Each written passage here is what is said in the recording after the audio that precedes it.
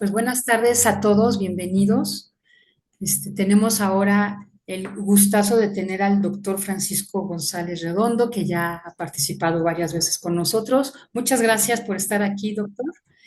Y el tema de hoy se llama Arte, Género y Matemáticas en la Prehistoria. Un título bastante llamativo. Y doctor, lo dejo, es todo suyo el Zoom. Pues Adelante. muchísimas gracias por la presentación y sobre todo por la invitación, porque es la cuarta vez que participo con gran alegría en este seminario. La primera vez hablamos sobre la matemática y la historia de todas y cada una de las ciencias. Parecía una aventura imposible, pero lo hicimos en 55 minutos. La segunda vez, pues desmitificamos a Leonardo da Vinci o lo remitificamos, porque con una mirada desde la matemática, pues vimos una dimensión especial para el genio del Renacimiento. Hace nada, para mí fue ayer, pues nos hicimos esa pregunta, ¿puede pensar una máquina? Y respondimos a esa pregunta mirando históricamente hacia los orígenes de la inteligencia artificial. Y en este caso vamos a hablar ni más ni menos, como se acaba de anunciar, de arte, género y matemáticas en la prehistoria. Teniendo en cuenta que ayer fue el 11F, Día de la Mujer y la Niña en la ciencia, y que muy pronto conmemoraremos el 8M, Día de la Mujer en general, pues parecía que este tema, introduciendo la perspectiva de género en esta mirada al arte y a la matemática en sus orígenes, en la prehistoria, pues era algo adecuado. Así que vamos con ello. Vamos con ello. Yo otras veces lo he titulado ¿Fueron mujeres los primeros matemáticos?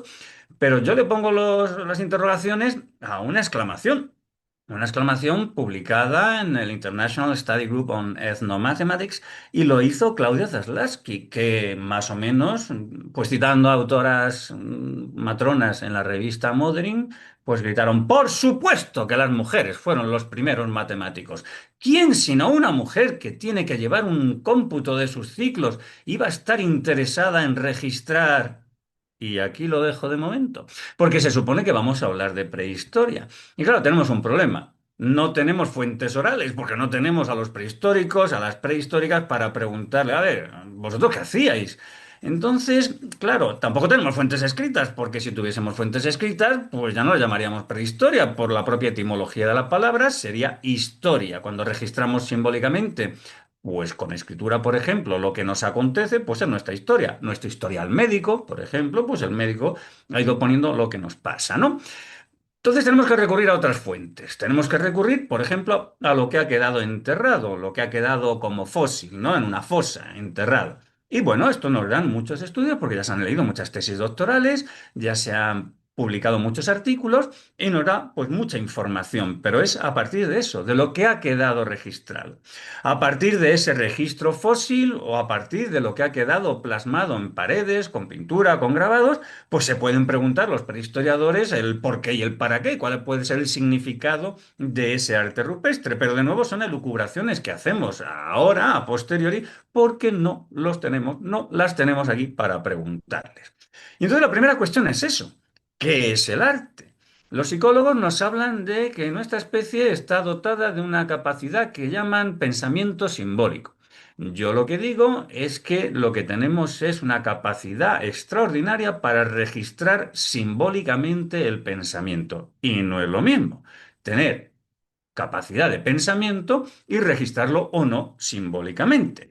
Porque claro, cuando vemos el mural en el muro norte de Diego de Rivera, pues aquí el autor ha querido trasladar al espectador o pues un mensaje o colección de mensajes y más o menos queda claro que puede querer en cada escena estar representando, interpretamos como espectadores el mensaje del autor. Cuando vemos este cuadro, todos sabéis que se titula Gaza. Ah, no, perdón, que se titula Hiroshima. Ah, no, que se titula Nagasaki, o Dresde, o Donbass, o Kiev, o. No, se llama Guernica, pero da igual, porque serviría para cualquiera de esos escenarios. Guernica fue un bombardeo con aviones de la aviación alemana de Hitler en la ciudad del norte de España de Guernica. Pero aquí no vemos aviones. No hay bombas. Lo que hay es una tragedia, desgracia, es más bien una escena taurina. Y podría haber sido, digamos, la visualización de un poema de Federico García Lorca, Llanto por la muerte de un torero, de Sánchez Mejías, intelectual y amigo también de Pablo Picasso. Pero lo llamó Guernica y sirve perfectamente. Muerte, desolación, tragedia, madres llorando hijos, viudas, etcétera. Claro, esto, otro Diego, Llano Rivera Velázquez, nos trasladó mensajes. Y aquí todos estáis viendo, todas estáis viendo caballos y majestad a la izquierda y caballo y aristocracia a la derecha. No es lo mismo el monarca, el rey de frente, que el aristócrata, primer ministro en escorzo. Pero ahí no hay aristócratas, ni reyes, ni caballos. Lo único que hay son pigmentos sobre un lienzo. Pero qué bien los puso Velázquez, ¿verdad? Como en ese techo de los polícromos de Altamira no hay ni un solo bisonte. Lo único que hay es óxido de hierro, carbón, aglutinantes, una línea de grabado previa. Pero a que todos vemos la manada, como aquí vemos caballos, sin que existan. Habrá óxido de manganeso añadido a los otros óxidos o lo que sea. Claro. Pero esto no sabemos lo que significa. Y lo llamamos arte. Y se estudia desde la historia del arte porque hay una discontinuidad, una ruptura. Se deja de registrar simbólicamente el pensamiento en estos formatos, en estos escenarios, y hasta que se descubre la escritura, muchos miles de años, tenemos un gap, un hueco en el registro. Claro, pero aquí se supone que lo que tenemos que hablar es de matemática en la prehistoria. Es decir, matemáticas antes de que se invente la historia, o de que se invente la escritura y empiece la historia. Y aquí ya sí tenemos esa noción de continuidad más marcada, porque en realidad lo que se suele llamar en castellano las tarjas, es decir, hacer incisiones pues, en madera, en hueso, lo que corresponda, aquí sí hay continuidad, porque lo hemos tenido hasta hace nada. Aquí en España, pues por ejemplo, los panaderos en la deuda la iban acumulando en palos, la de los Fernández, la de los García, los que correspondiese, y al final de mes, pues hacían el trueque con pues cereales o con una gallina o con lo que fuese. Poblaciones ágrafas, sin escritura, poblaciones que no tienen un sistema escrito simbólico de numeración, no tienen cifras, pues registraban con tarjas. Y esto es en cualquier sitio, pues podría ser en las Islas Fiji o en Filipinas, una serie de marcas, pues claro, si es una maza, pues cabezas que hemos partido, o si es una espada, cuellos que hemos cortado. Es decir, que esta forma de registro en todas partes se ha mantenido. Y se ha mantenido, por ejemplo, en el Royal Treasury británico hasta el siglo XIX. En función del grosor, de la profundidad, pues tenía una representación simbólica de distintas cuantías. Y esto es lo que aparece en ese capítulo que todos los libros de historia de la matemática dedican al principio a matemáticas en la prehistoria. Huesos, porque la madera no se conserva, con muescas, con incisiones que se interpretan como registro contable. En función de qué piezas han proporcionado los arqueólogos en el momento en que se escribe el libro, pues ese capítulo lo protagoniza un hueso con unas marcas u otro hueso con otras marcas. Claro, y esta es una idea que lleva su tiempo. Van der Verden ya invitó a Seidelberg para que nos hablase sobre los orígenes rituales de la contabilidad. Y en realidad, oye, que los prehistoriadores se están metiendo en nuestro campo como matemáticos, que se ponen a pensar, como nosotros pensamos en educación infantil, en educación primaria, sobre esa emergencia del registro simbólico, digo yo, del pensamiento matemático a partir de esa capacidad de la numerosidad abstrayendo, ¿no? Bueno, pues empiezan a hablar del sentido del número a la representación simbólica de lo numérico, desde una perspectiva la suya que es la de los arqueólogos. Luego aquí parece que está todo el mundo de acuerdo y tenemos derecho a pensar en qué se hizo en la prehistoria. Pero para entender qué es la prehistoria y qué se pudo hacer en la prehistoria en este ámbito, lo mismo conviene que precisemos qué es la historia. ¿Cuándo nace la historia? Y todos decimos que la historia nace cuando se escribe. Y eso sucede en Sumeria, entre el Tigris y el Éufrates, más o menos en lo que hoy llamaríamos Irak, un poquito de Siria, un poquito de Turquía. ¿Y por qué decimos que la escritura nace en Mesopotamia? Pues porque aquí sí hay continuidad. Unos pictogramas que estáis viendo en la columna, en la segunda columna, empezando por la izquierda, no representan arte, son escritura.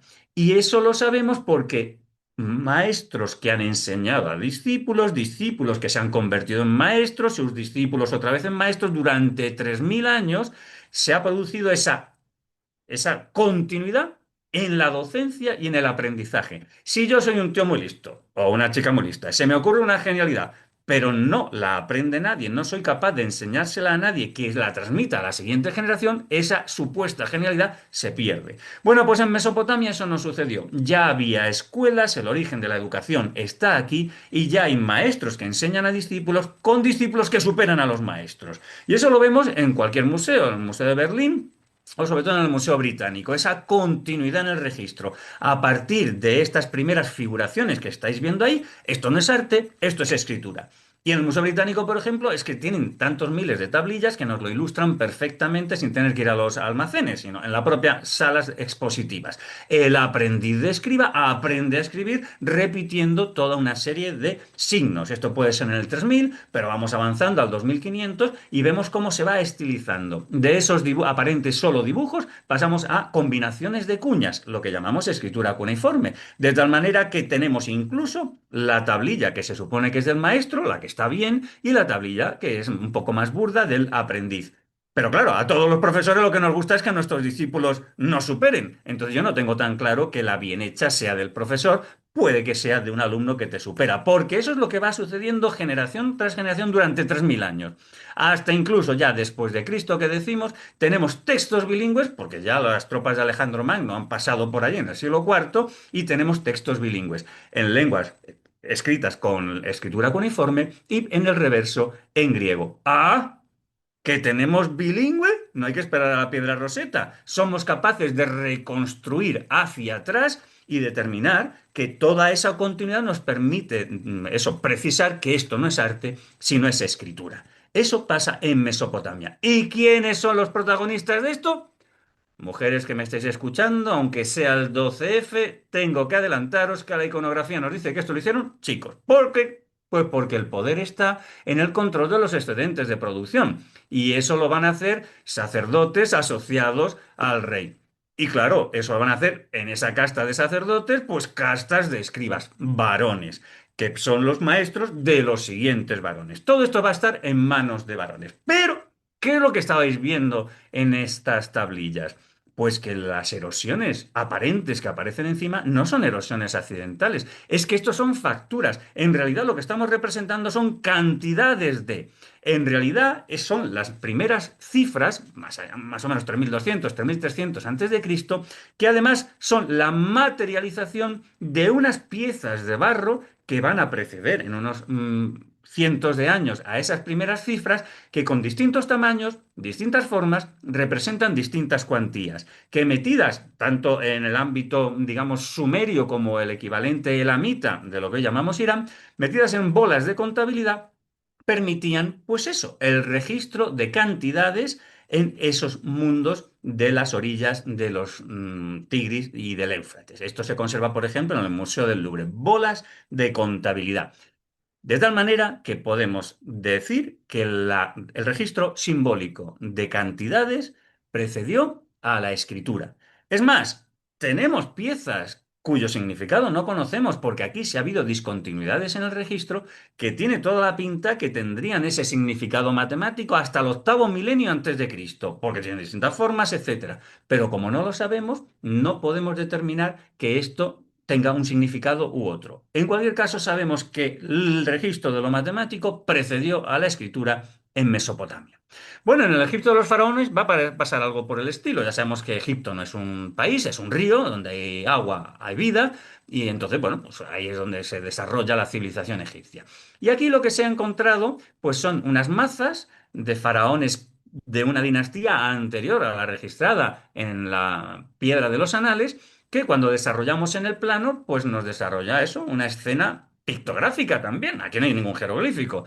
Son escenas que interpretamos perfectamente. Los ejércitos victoriosos del faraón, el faraón protegido por los dioses, el secretario que le va contando lo que sucede, los esclavos que la abanican porque hace mucho calor, y cantidades.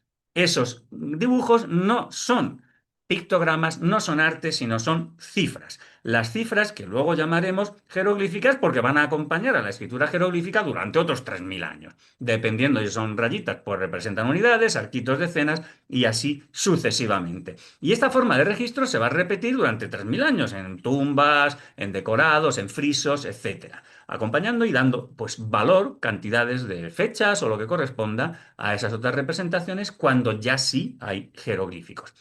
Chicas, señoras, amigas, compañeras que nos acompañáis, va a pasar lo mismo. El poder en Egipto va a estar en el control de los excedentes de producción y eso va a estar en manos de la casta sacerdotal al servicio del faraón y los que van a desarrollar estas tareas, estos escribas van a ser varones. que van a explicarle a sus discípulos y esos discípulos van a ir superando a los maestros en capacidad de registro, contabilidad, etcétera. Es verdad que aquí tenemos muy poca información porque el soporte sobre el que se registra el pensamiento matemático es el papiro, que se conserva muy mal frente al ladrillo que se utiliza en Mesopotamia y por tanto pues tenemos el papiro Rhind, el papiro de Moscú y algunos trocitos, pero poquito más. Pero la esencia es la misma. ¿Pero qué pasa en este ámbito egipcio? Pues lo mismo que en el mesopotámico. Conservamos, en concreto está en el Museo Británico, unas labels, unas etiquetas de marfil, registrando aisladamente, sin pictogramas que evoquen qué es lo que se está contando, cifras. Los símbolos de lo que luego será el sistema jeroglífico de numeración van a estar registrados varios siglos antes de que haya ni siquiera pictogramas asociados. Es decir, el registro simbólico del pensamiento matemático también va a preceder a la escritura en el ámbito egipcio. Bueno, pues entonces tenemos tema. Ya sabemos cuándo se acaba la prehistoria, cuándo empieza la historia. Ahora nos falta, pues, ir a la prehistoria como tal. Y eso lo hacemos en general en lo que llamamos Europa, pues buscando, entrando en las cuevas, buscando arte parietal. Evidentemente, también en América hay mucha representación simbólica en paredes, sobre todo en abrigos, menos cuevas, ¿no? Bueno, si nos dejasen entrar en la cueva de Santián, que no nos dejan en el norte de España, pues veríamos eso, un aspa. Y claro, para esto no te lo abren, ¿no? Tampoco te lo abren porque un poquito más adentro estaría esto que los prehistoriadores llaman claviformes. Y claro, pues ellos entran y dicen, para esto no abrimos la cueva. Pero, ¿estáis viendo lo que estoy viendo yo? ¿Qué estabais viendo? ¿Habéis mirado con ojos de historiadores del arte o con ojos de matemáticos que registran simbólicamente esta forma de pensamiento que llamamos matemático? Porque yo os voy a trasladar, que creo que me estáis viendo en imagen, el mismo mensaje que había en los claviformes de arriba. Y el mensaje es, en silencio, este. Y ahora os voy a trasladar el mensaje que estaba en los claviformes de debajo. Y el mensaje era este. Claro, yo eso lo puedo simbolizar mediante cifras. Lo puedo representar mediante letras del alfabeto en una palabra en castellano que tiene para representar lo mismo que aparece arriba las letras C, I, N, C, O. Y para representar lo que estaba en los claviformes de abajo, la palabra D, I, E, Z. Sí.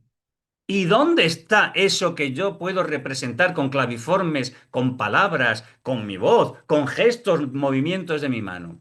Pues aquí, y solo aquí, en mi cabeza. Un concepto absolutamente abstracto que es muy superior a cualquier bisonte, cabra o cierva que quiera pintar los antepasados nuestros en una pared. Porque eso ya lo veo, eso estaba afuera y ahora lo traslado dentro. Eso existe. Pero el concepto 5 o el concepto 10 solo está en la cabeza de quien lo representa. La arqueóloga que llevaba 30 años entrando en Santián y que solo veía claviformes, me confesaba, llevo 30 años y no he visto la cueva de verdad. Vamos a mirar con ojos matemáticos a lo que aparentemente es solo arte, porque esto es de un nivel intelectual muy superior a lo que puede ser pintar tamponando una cierva o grabando un antropomorfo o cualquier cosa de esto. Porque estos son conceptos que son abstractos y solo están en nuestra cabeza, no existen materializados en la realidad. Claro, si nos dejasen entrar en Altamira, pues todos querríamos ir a ver el techo de los polícromos. Bueno, como yo ya lo vi el real cuando estaban haciendo Neocueva, pues quizá me interesase más entrar en esta galería lateral y contar escalones de ese escaleriforme, que qué casualidad, están organizados en 5 escaleras. Y claro, esos escaleriformes a veces se agrupan en otras figuras que no sabemos qué significado tienen porque no nos lo han explicado nuestros antepasados en lo que llaman tectiformes, como redes. Pero ¿alguien se ha molestado en contar cuántos escaloncitos tenemos ahí? ¿Serán múltiplos de 5? ¿Serán múltiplos de 10? Porque solo vemos las fotos, porque no nos dejan entrar en la cueva a verlo, ¿no? Si nos fuésemos del Valle del Sajanansa, que es donde está la cueva de Altamira, al Valle del Pas, Bueno, hoy en coche pues nos puede llevar 3 cuartos de hora por autovías y demás. Andando y sin carreteras no son las mismas poblaciones. Pero anda, que encontramos tectiformes también en esta cueva El Castillo. Pero si ahora nos vamos a la frontera entre Cantabria y Asturias, que esto ya sí, en coche nos lleva bastante tiempo, nos encontramos puntos. Desde la historia del arte, esto no tiene mayor interés.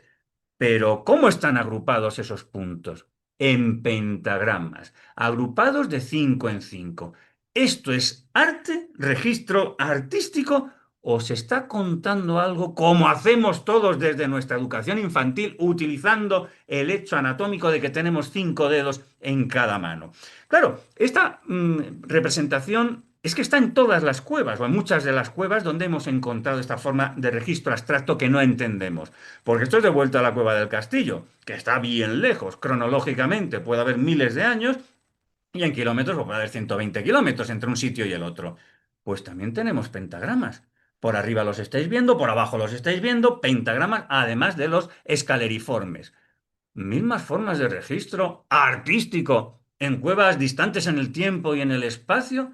Nosotros no tenemos ni idea de lo que estaban representando, pero tiene toda la pinta de que ellos sí sabían lo que representaban, porque representan cosas parecidas. Bueno, pues esto, si repasamos los libros de los padres de la prehistoria, los primeros que entraron en las cuevas, los primeros que hicieron los calcos, vemos que era lo que les preocupaba. El bisonte ya lo ven, la cabra o el... Pues eso ya se ve, eso no tiene mayor interés. Lo que no entendían, y seguimos sin entender, es qué podían significar todos estos decorados abstractos. Ellos estaban buscando qué podían querer representar nuestros antepasados aquí, en estos signos. Y esa es la cuestión. ¿Eso era el principio, una preescritura? ¿Eso era arte? Lo que sí parece claro es que si no llenamos esos gaps, esos miles de años de discontinuidad entre la época en que vivían en las cuevas y registraban simbólicamente el pensamiento, como os acabo de ilustrar, y el vivir ya en, pues esos sedentarios, en vez de migrantes, recolectores ya no son, ahora son agricultores porque han domesticado plantas y animales en los valles fluviales, civilizaciones potámicas en los ríos y no, pues carroñeros como podían ser en el Paleolítico Superior. Varios miles de años de cambio completo en forma de registro. Tenemos que seguir investigando. Bueno, pues esto nos lleva a investigar y entonces entender cómo algunos autores ya desde los años 60 en revistas como Science publicaban artículos sobre notación lunar en restos del Paleolítico Superior. Las marcas en los huesos y en las paredes de las cuevas que datan del Paleolítico Superior nos muestran observaciones lunares precisas. Y entonces, claro, cuando yo os ponga estas imágenes, ya nadie está buscando una forma de arte, nadie está buscando qué podía representar eso que diríamos es un antropomorfo. ¿Qué estáis haciendo? Estáis contando, confesadlo. Claro, si el artículo se llama notación lunar, pues estáis contando cuántos días dura una lunación o mes lunar. Pues como no puedo dialogar con quien me está escuchando, me gusta que alguien diga 28 y os diga, pues no, eso es lo que dura de media un ciclo menstrual. Una lunación o mes lunar dura 29 días y medio, pero sí ya vamos viendo que esos dos ciclos naturales casi se pueden superponer. Bueno, pues Alexander Marshak estudió aquí, en lo que hoy llamamos España, esta forma de registro y encontró antropomorfos o figuras que podían simplificar una persona y en ese entorno a esa figura, pues como estáis viendo a la izquierda, 30 puntos o 29 en las otras que veis a la derecha. Y por eso él llega a concebir todo un modelo de fases lunares asociado a este tipo de decoración que desde luego artísticamente no nos dice mucho, pero que si fuese cierto que lo que están registrando son fases lunares hasta completar el mes lunar, pues tendría mucho interés. Pero ahora nos vamos a Francia, para que no penséis que yo solo me dedico a España, obviamente y a que ya nadie está mirando ese caballo. Ese caballo os da igual, porque ya los vemos pastando fuera, pues ahora los han pintado dentro, qué bonito. Estáis todos contando discos. Y aunque estén así un poco difusos en la imagen, hay Treinta y con otro loop, con otro bucle. Pues volvemos a la península ibérica, a la Cueva del Castillo, que esta todavía está visitable, la original. Y la visita suele terminar allí al fondo de esa imagen que estáis viendo y dice, bueno, esta es la galería de los discos, hay más de 100 discos o puntos. Ya, pero de entre todos los que hay, como la roca se rompe, pues hay algunos agrupados. Y esa agrupación que estáis viendo ahí enfrente le llamó la atención a los arqueólogos de principios del siglo XX, que hicieron el calco correspondiente. Entonces, por arriba, pues hay algunos que se van hacia la izquierda, a la derecha hay un corte, una fisura en la pared, y lo que vemos en el centro de la imagen, ¿cuántos puntos tiene? Pues efectivamente, tiene 30 y también con otro loop. Puede ser casualidad, si nadie dice que no sea casualidad, pero a veces cuando se reiteran mucho las casualidades, pues nos lleva a elaborar hipótesis, ¿verdad? Bien, eso era arte parietal, en las paredes. Pero en los museos lo que tenemos no son las paredes, que no las vamos a arrancar, tenemos copias, ¿no? Y sobre todo en las vitrinas tenemos material, arte portable, movible, arte mobiliar. Pues vamos a ver qué es lo que se encuentra, porque las visiones clásicas, estamos en el 12F, pues era que esto, cuando se registraban este tipo de marcas en las puntas de las lanzas, que llamamos, por ejemplo, azagallas, pues esto estaba hecho por los chicos de la tribu, claro. El chico que más marcas traía es representación de que más caza traía, pues es el que más éxito tiene. Entre las chicas, pues el que más se va a reproducir. Bueno, pues esa es una visión de principios del siglo XX que, bueno, no deja de tener su interés y sin duda, pues ha seguido haciéndose, claro, es lo que estábamos viendo, la tarja, ¿no? La marca, ¿no? Y eso es lo que se integra en casi todos los primeros capítulos de los libros de historia de la matemática. Marcas en. Pero aquí ha habido continuidad, ¿verdad? Aquí sí hemos visto que ha habido continuidad. Y entonces decimos, eso lo podemos poner en los libros de historia de la matemática porque es que esta forma de registro se ha traído hasta nuestros días. Claro, el primero que se llevó fue este que estáis viendo a los libros, el Charles Boyer en su clásico de historia de la matemática, pues es en el que basa básicamente el primer capítulo, ¿no? Es siempre el mismo hueso, es el mismo hueso con distintas miradas para que siempre a mí me gusta mirar la pieza original. Lo que estáis viendo en el centro es un calco, está en el libro de George Cifra de Historia Universal de las Cifras y hay que tener mucho cuidado, porque también en Internet a veces vemos que esto es una simplificación que se ha inventado por las razones que sea el autor, porque el hueso no está así, no tiene las marcas agrupadas de 5 en 5. Lo que tenemos, si vemos el de arriba horizontal, son dos rayas, dos marcas profundas, más largas que las otras, y hacia la derecha tenemos 30. ¡Qué casualidad! 30 marcas. ¿Y hacia la izquierda cuántas tenemos? No, no son 30, son solo 25, múltiplos de 5. Bueno, quiso acabar la persona que lo hizo en 25 a la izquierda cuando a la derecha tenía 30. ¿Qué estaban registrando? No tenemos ni idea. Pero tiene toda la pinta que como esta forma de registro ha seguido hasta el siglo XX y el XXI, pues pudo ser, ¿no? Bueno, pues eso lo tenéis ahí en el libro de Historia de la Matemática de Charles Boyer. Pero es que este Alexander Marshak tuvo muchísimo éxito, porque mira que esto, como no están aquí para ver si es cierto lo que dice, pues los árbitros de las revistas que le han ido publicando los artículos, pues supongo que habrán tenido sus dudas. No, pero está aceptado, ¿no? Y ya en los años 70 sigue publicando en Science, por ejemplo, este artículo que estáis viendo aquí, ¿no? Notación y símbolo en el Paleolítico Superior. El análisis secuencial microscópico de restos de grabados del Magdaleniense nos documentan los posibles orígenes cognitivos de la escritura.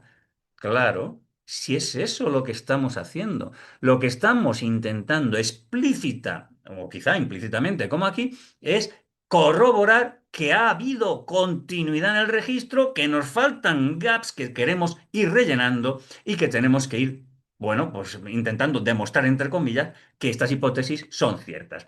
Bueno, pues los prehistoriadores empiezan a aceptar que placas en, yo creo que son homóplato de cierva, como esta que tenemos aquí, de la cueva Tai, de hace unos 10.000, 11.000 años, pues representan calendarios, porque no se explican los prehistoriadores qué puede estar registrando alguien haciendo una marca, otra marca, otra marca, otra marca, otra marca, aparte de contar, pues por ejemplo, pues años. Porque al fin y al cabo, si dependemos de la caza, dependemos de la recolección, pues claro, necesitamos que haya fruta para recolectar, necesitamos que haya crías que son siempre más fáciles de cazar que los adultos, ¿no? Entonces, saber un poco, pues esos ciclos naturales puede tener su interés. Esto ni es cierto ni no. Son hipótesis a partir del registro fósil, lo que se ha encontrado enterrado en, pues normalmente en la zona de habitación de las cuevas, ¿no?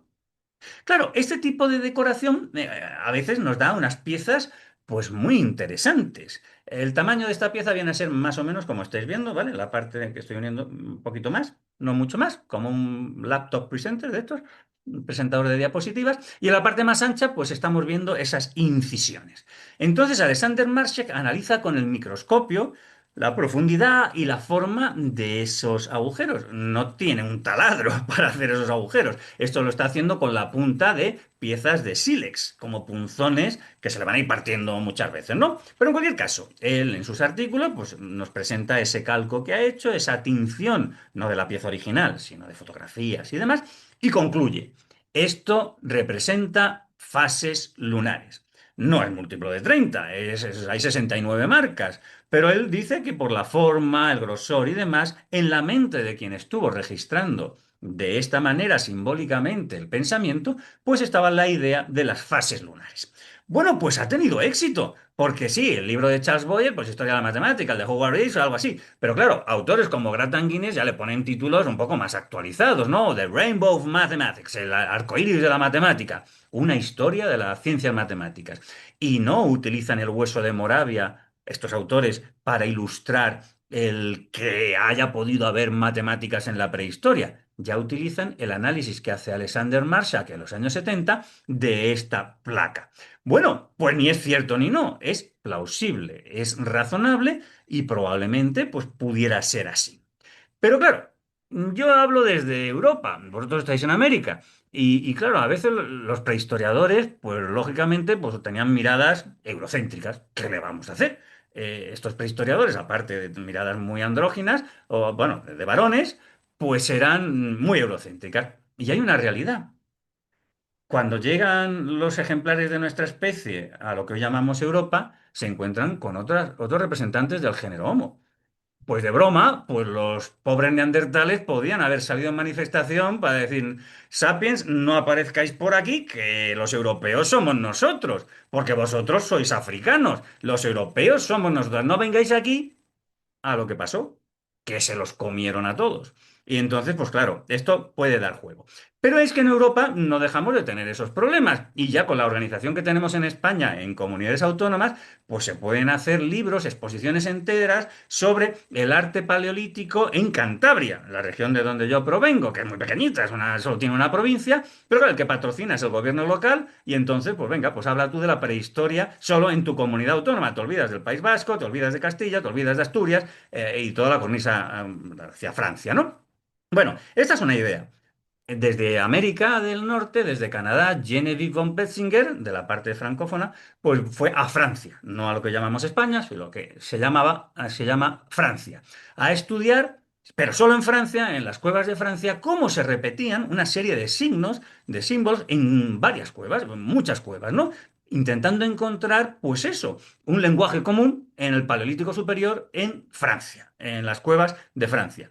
Bueno, esto dio lugar incluso a un libro que se puede encontrar y que el editor, que quiere vender libros, claro, y la autora también quiere que se vendan los libros, pues ponía descifrando los misterios de los símbolos más antiguos, los primeros signos.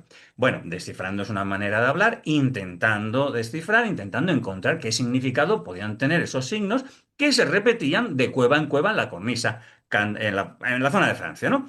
Nosotros en el año 2010, lo mandamos en el 2009, claro, como ya sabíamos los árbitros lo que estaban esperando, pues en el título aparentemente pues también hablamos de eso, ¿no? Pensamiento matemático y recursividad en el Paleolítico franco-cantábrico. Lo extendíamos a lo que es el norte de la península ibérica en España y hacia la zona de Francia, ¿no? Del sur de Francia, hacia la Dordoña, el Périgord. Pero hablando de eso, prehistoria de la matemática y registro simbólico en la época del Paleolítico. Pero hay una realidad. Los que estáis al otro lado del charco, os creeréis que sois americanos, porque aquí nos creeremos que somos europeos.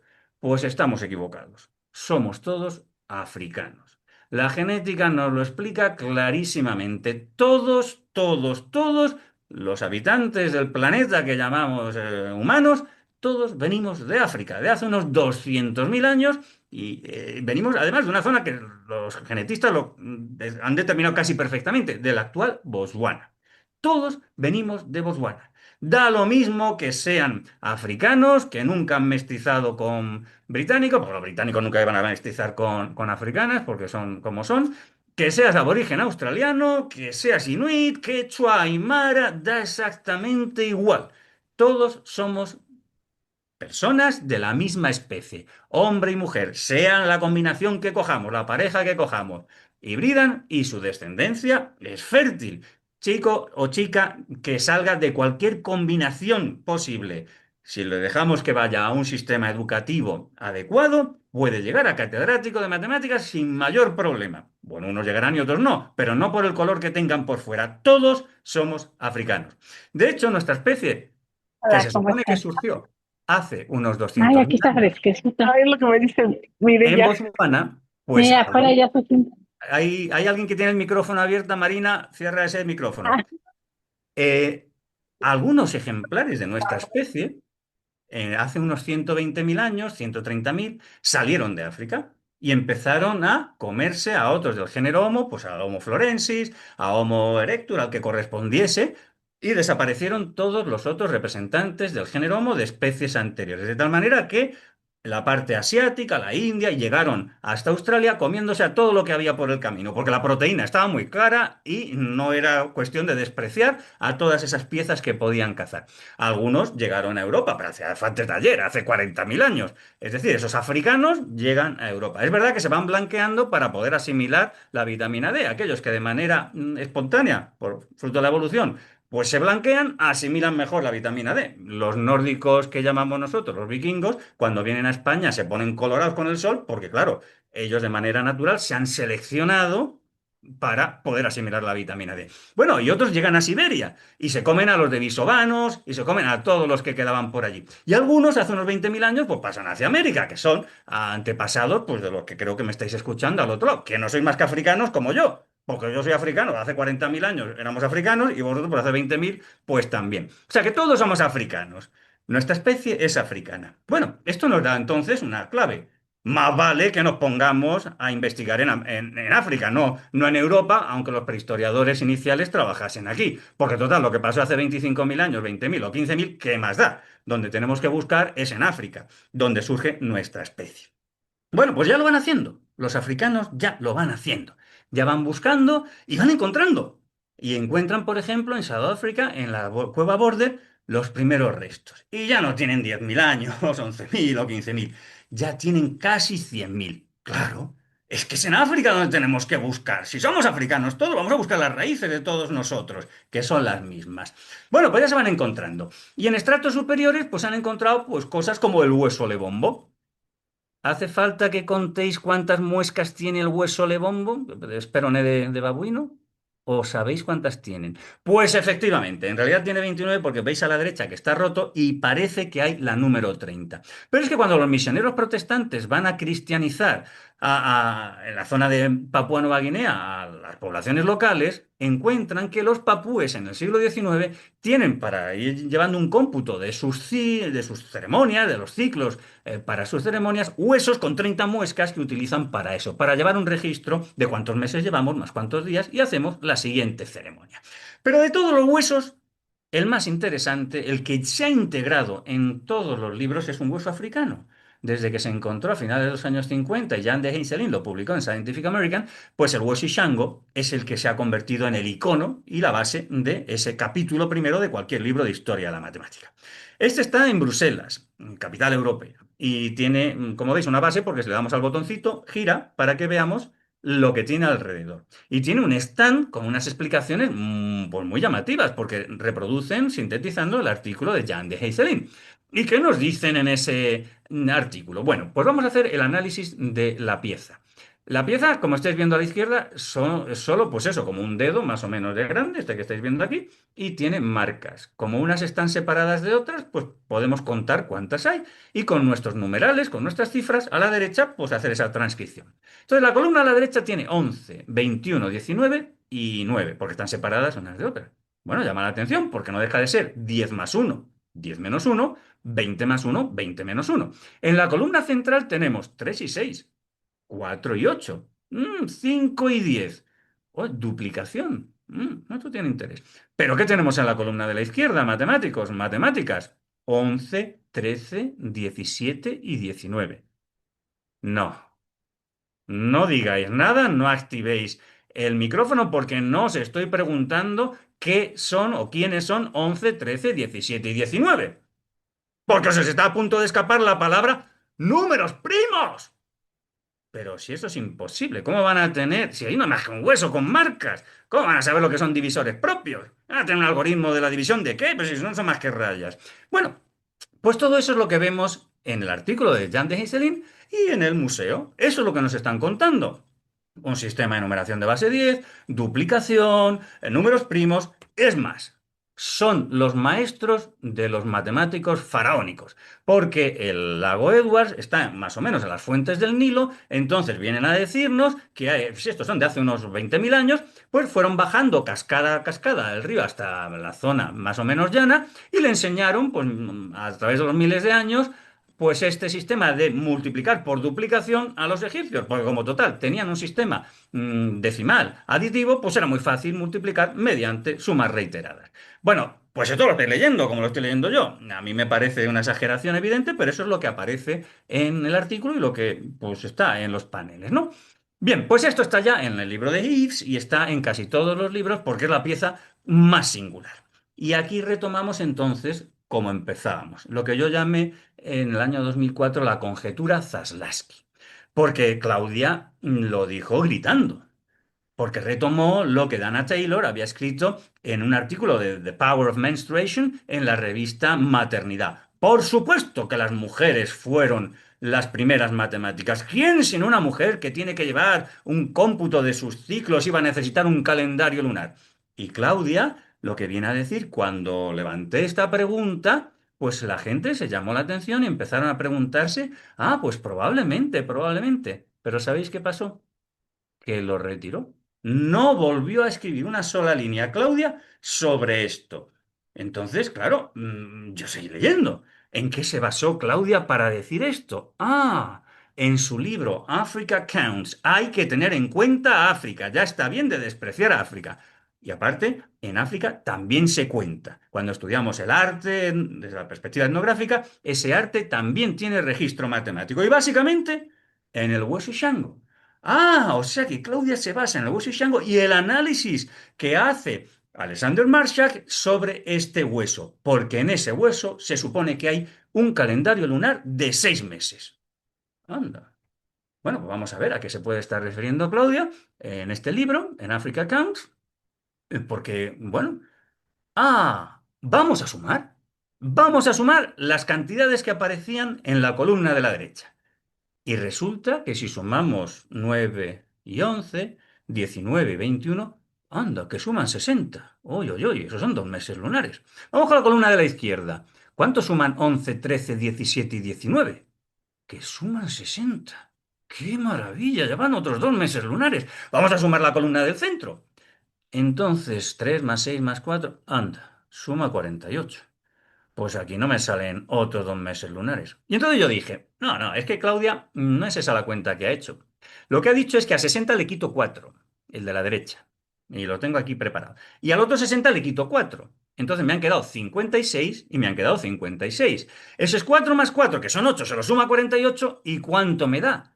56. En realidad ahí no hay 6 meses lunares. Aunque Claudia no ha hecho estas cuentas porque no volvió a escribir una línea y no dijo nada al respecto, en realidad lo que hay son 6 ciclos menstruales, 6 veces 28. Pero claro, cogemos la pelotita y la pelotita la movemos, la ponemos aquí, ahora quitamos, y eso se llama el juego del trilero. Eso no es respetable. Y entonces no me extraña que Claudia dijese, "Ch", o que no dijese más. No vuelvo a decir. Entonces yo seguí mirando, a ver, pero vamos a ver, Claudia, ¿en quién te estás basando? Bueno, pues vamos a ver, más referencias. The Time Falling Bodies de un pionero de las miradas de género. Claro, en los años 80 estas miradas de género no estaban bien vistas. A mí lo más suave que me decían cuando empecé con estas cosas en el 92 era locos. Podéis imaginar el resto de los calificativos que me dedicaba, ¿no? Pues William Irving Thompson escribió sobre esto, el poder de la menstruación, los ciclos naturales. Pues me compré el libro y vamos a ver qué dice. Y efectivamente, Turnitin detectaría coincidencia 100% entre la cita de Claudia y lo que él escribe. pero no da más que una frase así. Las mujeres fueron las primeras a entender la correspondencia entre su ciclo menstrual y el ciclo lunar. Bueno, pero ¿en qué te basas? ¿En qué te basas, William? Pues aquí había que estudiar un poquito más, porque ni William Irving Thompson decía más, ni Claudia Zaslavsky decía más. Así que yo, pues como tenía tiempo allá por el año 92-93, me puse a pensar, y ya veis que ya llevamos 35 años pensando, ¿no? Y entonces me puse a buscar en los museos piezas singulares con este tipo de registro, y salen un montón. El colgante de Morín, que está en el Museo de Altamira, ¿cuántas marcas tiene? Exactamente 30. El Museo de Prehistoria de Santander y Cantabria, en esos atróficos normalmente de ciervo, a veces de lobo, a veces tienen esa decoración y desde luego arte no es. Bueno, pues cuando están completos y se ven que no faltan porque está erosionado o lo que sea, oye, que tienen también en torno a 30. Hay veces, como catedráticos que revisitan un poco y se ponen a contar, que antes no lo habían hecho, que encuentran hasta 28, exactamente 28 marcas. Bueno, así empezamos a encontrar en museos y museos que esos colgantes que no representan arte, y eso, los colgantes son unas piezas muy importantes porque las vas a llevar contigo y no son útiles, no sirven para nada, no son una punta de lanza, no sirven para cortar, no, esto es adorno. Bueno, pues los colgantes que tienen este tipo de decoración tienen en torno a 30 muescas. Son autores distintos, la técnica es distinta, pero acaban registrando en torno a 30 marcas. Y se repiten y se repiten y se repiten. Entonces yo digo, vamos a mirar no solo con ojos matemáticos, sino con ojos de mujer, que ahora está de moda. En el año 22, en el año 23, ya sí, ahora ya sí. Tú publiques lo que publiques de esto, se vende bastante bien. Por ejemplo, el de la izquierda, Marilène Patou-Matisse. El hombre prehistórico es también una mujer. ¿De qué va el libro? Pues de lo que dice la portada, que las mujeres también cazaban, que las mujeres también... Pues claro, pues evidente. Bueno, comprad el libro si queréis, pero ¿el de la derecha? Pues lo mismo, que las mujeres también cazaban, que las mujeres también... Pues claro, pues sí, pero es que yo digo algo de un nivel completamente superior. Yo no digo si pintaron o no pintaron, que seguro, que también, por lo menos también. Yo lo que digo es que Altamira es nombre de mujer y que matemática también. ¿Y eso aparte de poético qué es? Pues que en el Museo de Altamira se conservaba en el año 2000, 2001, 2002, en una vitrina dedicada al periodo solutrense, pues azagallas, puntas, perforadores, buriles y cuatro colgantes en hueso y oides de caballo. Es decir, cuatro piezas. Pero no decía más, estaban puestas así. Se habían mirado artísticamente y se había encontrado que el valor de esas piezas pues era como el del perforador o de una punta de sílex o de un buril. Entonces, la interpretación que os voy a contar ahora se la contamos al director del Museo de Altamira. Y decía, ostras, es que no hay ni un solo prehistoriador que haya visto lo que vosotros habéis visto.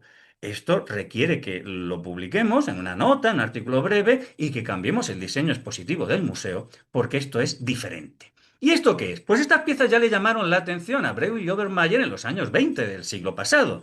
Hicieron fotos, más o menos, y una pequeña descripción del tamaño, pero no entendieron qué era lo que había ahí. Cuando Barandiarán, a principios de los 70, hace el catálogo de todo el arte mueble en el Paleolítico Cantábrico, bueno, pues pone los códigos de inventario, Altamira 12, Altamira 13, pero no dice más. Y sigue pensando que es marfil, están hechos en marfil. En Francia, en los años 80, se convoca una exposición antológica sobre el solutrense y desde España se mandan estas piezas. Y entonces los especialistas franceses dicen, no, a ver, esto es hueso y oides de caballo. El hueso y oides de caballo es la nuez del caballo y Esteban Álvarez Fernández nos se lo explica en su tesis en qué consisten. Los destaca con una foto, pero tampoco se atreve a decir nada. No ve, en principio, nada que haya que destacar más que las dimensiones, etcétera. Y yo, pero ¿de verdad no estás viendo lo que hay ahí? Con la pandemia, Google digitaliza y permite que visitemos el Museo de Altamira. Y no ponen en portada los bisontes, ponen un trozo de uno de estos cuatro colgantes. Pero cometen el error de solo poner uno, porque siguen mirando como historiadores del arte. En vez de entender que aquí lo que tenemos son 4 por 2 8 soportes para el registro simbólico del pensamiento que no tienen una troqueladora para marcarlo, porque además lo que estuviesen marcando, registrando simbólicamente, quedó inconcluso. Y que las piezas se decoran primera marca, segunda marca, tercera, y cuando tienen en torno a 30 pasan a la siguiente pieza o a la siguiente cara. Y claro, esto hay que preparar la nuez de varios caballos, trocearlo y plasmarlo. Entonces, dice, a ver. Esta es la primera, porque es la primera que se conserva, no se conservan más colecciones como esta, manifestación de lo que los psicólogos llaman pensamiento recursivo. En el caso de nuestras asignaturas de matemáticas, la noción de conjunto y subconjuntos. Los psicólogos dicen es una colección de subconceptos que se meten dentro del concepto. Bueno, como le preguntaba a la coordinadora, presentadora de esta sesión, ¿qué es integrando? Y que el seminario es parte de integrando. Desde la asignatura de lengua, esa capacidad que tiene nuestra especie de pensamiento recursivo sería la posibilidad de construir oraciones subordinadas dentro de una oración. Pero claro, es que aquí se unifica las dos aproximaciones al concepto de número natural. El enfoque ordinal, primero, segundo, tercero, y cuando llegamos al 30, cardinal del conjunto de marcas, paso a la siguiente cantidad. Bueno, pues esto lo llamamos así. Altamira es nombre de mujer y de una de las primeras matronas plausiblemente también. Porque ¿qué pudo registrarse aquí? Mujeres que me estáis escuchando. ¿Qué varón del Solutrense o del siglo XXI creéis que perdería el tiempo troceando cuatro nueces el hueso de la nuez, de cuatro caballos, los prepararía, les haría el colgante y empezaría a ir marcando uno, dos, tres, varones que me estáis escuchando, en el instituto o en clase, en la carrera, ¿a cuántos de vosotros estabais registrando en un calendario treintenas o más o menos meses? No digo cuando estabais en el calabozo, y ahí para llevar un cómputo contabais de 10 en 10. No, en clase. Y elaboré una hipótesis. Esto tiene toda la pinta que puede representar algo capital. Hoy, saber cuándo una mujer se va a poner de parto es importante. En el solutrense es de vida o muerte. Como interpretación razonable o plausible. Alguien que sabe lo que dura un embarazo porque ha tenido esa experiencia antes, una madre, una tía o lo que sea, y que quiere que su hija, su sobrina o corresponda, vea y sea atendida adecuadamente, necesita saber cuándo va a parir. Porque nosotros, como especie bípeda, tenemos una posición de las caderas que nos permiten andar pero que dificultan el canal del parto enormemente. Y debemos ser la única especie que necesita matronas, personas que nos ayuden a parir. Saber cuándo voy a parir es de vida o muerte. Y eso es lo que puede estar representado aquí. Constatada por la chica correspondiente que está embarazada porque no le viene la regla, van pasar una semana, dos, las que hayan pasado hasta que la certeza es absoluta. Niña, cuenta 8 meses y estate tranquilita en la zona soleada de la habitación de la cueva que te pueda atender tu madre, tu tía, alguien que sepa de qué va esto y no se te ocurra irte de caza porque si te pones de parto, los carnívoros te van a fulminar. Bueno, esto no es ni verdad ni es mentira. Esto es simplemente razonable. Y esto es lo que a mí me llevó a pensar de esta manera. Altamira es nombre de mujer y matemática también. Pero como tenemos 5 minutitos más, vamos a completar esta idea. Porque esta clasificación prehistoria-historia creo que es inaceptable por pueril. Cuando vamos a cualquier museo en España nos encontramos que aparte de prehistoria hay otro prefijo que nos da otra categoría, que le llaman protohistoria, pero que se limita, y mira que solo tenemos dos prefijos, a 4 o 5 siglos. Y se refiere, sea el museo que sea, puede ser el Museo Arqueológico Nacional, o en Málaga, o en Galicia, cualquiera de los museos, se refiere simplemente a ese periodo en el que la península ibérica o en Francia, y no sirve para ningún sitio más, no escribíamos cuando llegaban fenicios o griegos o romanos que sí escribían y por tanto contaban lo que nos acontecía. Pero claro, si tenemos solo dos prefijos, nada más dos prefijos, y despilfarramos uno por otro, para algo que solo sirve para la península ibérica, España o Francia, y no para el resto de la humanidad, me parece que es un despilfarro absoluto. Así que yo recuerdo algo que no se nos puede olvidar. Somos todos africanos. Hasta hace 200.000 años vivíamos solo en África cuando surge nuestra especie. Da lo mismo que sean artículos científicos o periodísticos, no existen las razas, solo existe nuestra especie. Y hace unos 120.000 años, algunos ejemplares de nuestra especie empezaron a salir. y no volvieron nunca a África. Y otros muchos nunca salieron de África. Y sin embargo, las capacidades, entre otras, de escribir, las tenemos los descendientes de los que salimos y nunca volvimos a África, y los descendientes de los que se quedaron y nunca mestizaron con ninguno de los que salieron. Y hoy, cojamos el niño y niña que cojamos de toda la Tierra, tienen las mismas capacidades. Luego, esas capacidades no se adquirieron, como decían los eurocéntricos, por llegar a Europa y convertirse en más listos que nadie. Esas capacidades las tenían antes de salir. Es decir, las tendrían desde que nuestra especie surgió evolucionando a partir de otra anterior, porque no es posible sino que todos los humanos que vivimos en la Tierra las tengamos. Cualquier niño o niña de cualquiera de estas que llamamos etnias tienen las mismas capacidades. Luego las teníamos hace 200.000 años. Y por tanto, estoy de acuerdo. Hay que buscar el significado de esos símbolos, porque esos símbolos Genevieve y otros autores los están encontrando en todas partes, de toda lo que llamamos tierra, en América, en Asia, en África, en todas partes aparecen, pero no hay continuidad. Hay que completar esas discontinuidades. ¿Habría un lenguaje común en el Paleolítico superior? Si ese lenguaje hubiese sido común, sería originario de África y habría salido con los primeros en salir. Yo creo que no es así. Yo creo que no es así. Es simplemente que siendo la misma especie hemos llegado a las mismas conclusiones en todas partes. Pero claro, si eso es así, esto es inaceptable. Y yo propongo lo siguiente. Si la diferencia entre historia y lo anterior es la capacidad de la escritura, en realidad la capacidad de escribir la teníamos antes de salir de África. Pues aprovechemos que tenemos solo dos prefijos y utilicémoslo adecuadamente. Venga, llamemos prehistoria el periodo evolutivo desde que apareció el género Homo hace 2,5-3 millones de años hasta que sale la única especie que tiene capacidad de escribir. Luego escribirá cuando sea. Y hoy, pues en América hay zonas, o en Asia, o en África, hay, pues donde no se escribe todavía. Formalmente seguirían siendo ágrafas y vivirían en la prehistoria. Pues llamemos protohistoria el periodo desde que aparece la única especie con la capacidad de escribir y el momento en el que, y eso pasa en distintos lugares, en distintos momentos, empiezan a escribir. Creo que en América del Sur, en el mundo inca, no había escritura. En Centroamérica, sí, en Mesoamérica, los mayas, antes probablemente los olmecas, tenían escritura. Formalmente, ¿qué era? ¿Vamos a llamar prehistóricos a los incas? Venga ya, no parece razonable. Yo creo que esta clasificación hace justicia y sirve para toda la Tierra. Prehistoria desde que aparece el género Homo hasta que aparece nuestra especie dentro del género Homo.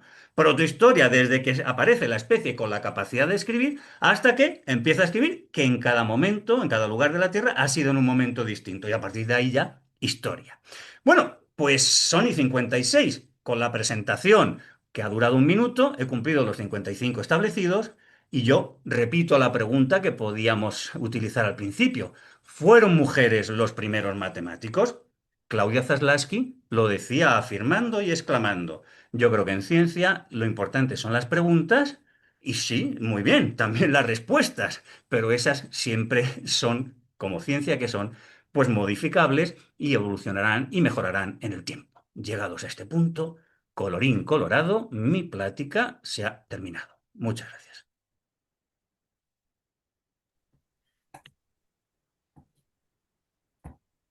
Qué barbaridad. Muchas gracias. No sé si quieran decir algún comentario a alguien. Había un comentario en el chat. A ver. Pregunta la profesora Rocío, ¿cómo buscamos la muestra itinerante que mencionó? Bueno, lo que decía en el coloquio previo, mientras platicábamos antes de la charla, le he puesto a este mundo, a estas conferencias, exposiciones, entrevistas en la radio o en prensa, distintos nombres. ¿Fueron mujeres los primeros matemáticos? Es una de ellas. Altamira es nombre de mujer y matemática también. La conjetura Zadlarsky. Entonces, en realidad, todo es más o menos dar vueltas en torno a estas ideas y dependiendo del medio, pues me centro más en unos temas o me centro más en otros, ¿no? Entonces, muchos son descargables gratuitamente. A esta misma conferencia, pues la he dado más veces. La exposición no se puede leer los paneles todos porque eso no está. pero sí hay muchas fotos y vídeos de en qué consisten, ¿no? En concreto hay un vídeo de 4 minutos donde hago un resumen de todo esto y de fondo se ven esos paneles. Pero básicamente está pues en las entrevistas en The Conversation o BBC World o Radio Nacional o periódicos como El Cantábrico o, bueno, hay algunos libros, claro, esos como tienen derechos de autor, pues son capítulos, pues la Asociación de Mujeres Universitarias, que pues uno de los capítulos de uno de sus libros, pues va sobre eso, la conjetura Zaslavsky, y bueno, entiendo que no debemos piratear. Ya bastante hacen las inteligencias artificiales pirateando nuestros derechos de autor, ¿no? Pero, pero se pueden comprar los libros, ¿no? Y el de Dynamis, es una revista indexada de 2010, ese sí, ese está descargable fácilmente, o el del Boletín de la Sociedad Puchada. Recientemente publiqué otro en el Boletín de la Sociedad Portuguesa de Matemáticas, aportando alguna otra idea, pero bueno. Quizá el más completo es el de la revista de las matronas españolas, Matronas Hoy, o algo así creo que se llama. Pero vamos, si se pone Altamiras nombre de mujer, pues salen tanto vídeos como artículos descargables. Perfecto, muchas gracias. ¿Alguien quiere comentar algo? Agradecen en el chat. La maestra Silvia dice que muy interesante su conferencia, que muchas gracias. Gracias, maestra Silvia, qué gusto verla. Qué interesante. Eso de la cuña es donde están los números primos, está impresionante. ¿Se ha hecho más estudios sobre eso? Bueno, yo creo que más allá de lo que ya publicó Jan de Gisselin, que ya os digo que el informe original está en Internet. O sea, buscáis Jan de Gisselin, Instituto Belga de, como se llamase, lo podéis descargar. Eso son muchas páginas de todo el yacimiento y el estudio que hace, porque Jan de Gisselin no es matemático, ni siquiera es arqueólogo, es geólogo. Pero bueno, encuentra esa pieza, ¿no? Y la parte de matemática en Scientific American, pues creo que es en el año 61. Pero bueno, le dais a Google y os sale, ¿no? De cuándo es. Y lo que hay en el Museo de Bruselas es un resumen de su artículo. Gracias, muchas gracias. Os confieso que yo empecé a dar clase formando maestros, que sobre todo eran maestras, en el año 89, en la Complutense. Entonces, claro, las matemáticas a veces no es la asignatura que más les gusta. Entonces, cuando me encontré con esta referencia, pues me vino maravillosamente bien, porque era una manera de entrar con unas perspectivas que les pudieran resultar próximas y no de frente. Yo no me estaba enfrentando, yo entraba por un lateral, por otro lateral, mezclando, pues claro, las maestras, los maestros son multidisciplinares, tienen que saber un poquito de cada cosa. Tienen que saber historia, tienen que saber, pues, pues esto, paleo, como lo queramos llamar, ¿no? Y entonces, pues me sirve para introducir conceptos y la analogía de cómo van surgiendo por primera vez, pues el uso de los dedos de las manos es lo que tienen nuestros niños de infantil. Y muchas veces digo, no uses los dedos, pero ¿cómo que no los uses? Pero así es cómo ha surgido todo esto para registrar simbólicamente esos conceptos que solo tenemos aquí antes de enseñarles las cifras, ¿no? Entonces daba juego y me sigue dando juego en clase todas estas analogías. Ahora, lo de poner siempre la palabra género, pues es verdad, es reciente porque hoy en día sí se puede poner, ¿no? Pero no, cuando empecé yo en el 89, pues bueno, que era imposible, vamos. No repito los epítetos calificativos que me caían, claro. Pues muchas gracias, interesantísimo. Sí, voy a buscar esto de Altamira, me gustó muchísimo. En el chat le siguen dando las gracias, muy interesante, gracias por la conferencia, muy interesante. Y pues le agradecemos, doctor, muchísimas gracias. En la tarde ya estará puesta la plática en la página y espero verlo pronto. Pues Otra muchas vez, gracias. queda invitadísimo cuando quiera. Y como me despedí la última vez cantando, lo vuelvo a hacer. Si tú me dices ven, lo dejo todo. Perfecto. Muchas gracias, doctor, y muchas gracias a todos. Y Muchas gracias. seguimos en contacto. Hasta luego. Gracias. Termino de grabar.